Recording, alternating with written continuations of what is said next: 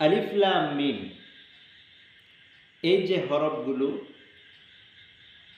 এই হরফগুলোর অর্থ একমাত্র মহান আল্লাহ পাক রব্বুল আলামিন জানে, আর কেউ জানে না।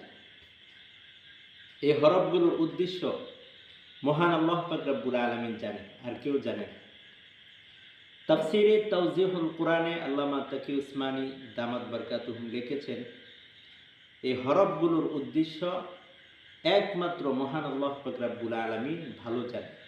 সুতরাং আপনার আমার এই হরফগুলোকে নিয়ে কোনো ধরনের চিন্তা ফিকির করা, কোনো ধরনের গবেষণা করার কোনো প্রয়োজন নেই। কারণ এই হরফগুলোর উদ্দেশ্য একমাত্র মহান আল্লাহ পাক রব্বুল আলামিন ভালো জানে। এই হরফগুলোর মাঝে যে কোনো ধরনের আমলি মাসালা আছে এরকম না।